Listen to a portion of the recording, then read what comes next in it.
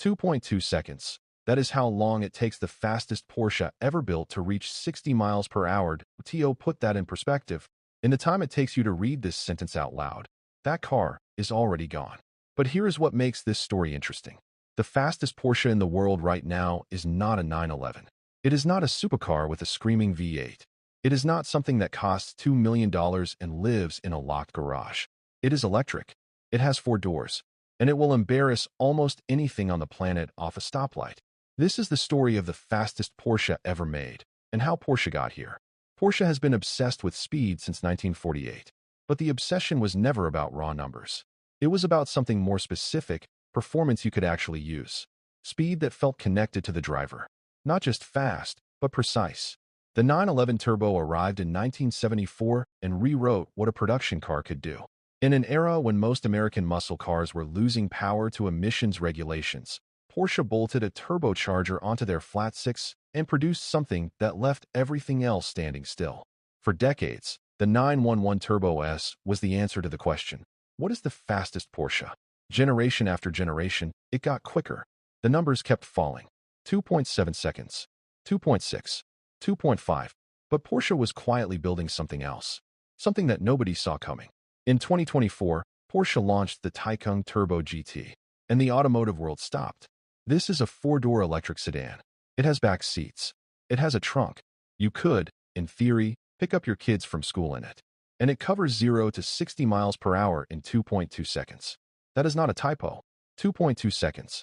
With the Weissach Package, Porsche's lightweight aerodynamic kit named after their engineering center in Germany, the Taycan Turbo GT becomes, officially, the fastest accelerating production car Porsche has ever made.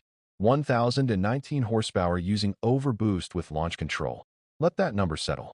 Over 1,000 horsepower. From a car that charges in 18 minutes at a 350 kilowatt charger. From a car you can drive to a dinner reservation and park without a second thought. This is what Porsche has built. And it changes every conversation about what electric performance means. Let's put the Taycan Turbo GT in context. Because 2.2 seconds is a number that needs a frame around it. A Lamborghini Huracan does 0 to 60 in 2.9 seconds. A Ferrari 296 GTB, one of the most celebrated sports cars on the planet, does it in 2.9 seconds. A McLaren 750S takes 2.8 seconds. The Taycan Turbo GT with Weissach beats all of them. In a 4-door sedan. Even the legendary 918 Spyder, Porsche's million-dollar hybrid hypercar from 2013, a car considered one of the greatest ever built, ran 0 to 60 in 2.6 seconds.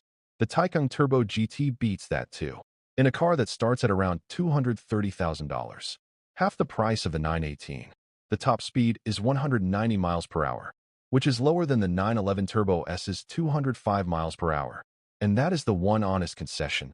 The Taycan Turbo GT is a sprint champion, not a top speed record holder.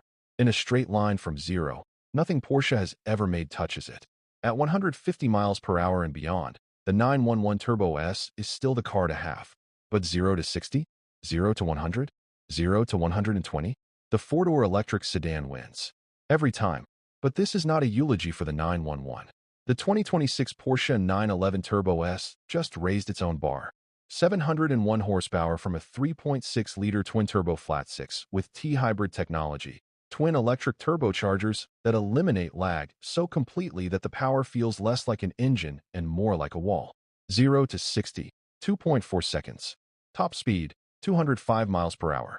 A Nürburgring lap time that is 14 seconds faster than its predecessor. On a 7.7-mile track, where 1 second is a significant margin. And here is the thing about the 911 Turbo S that no spec sheet captures.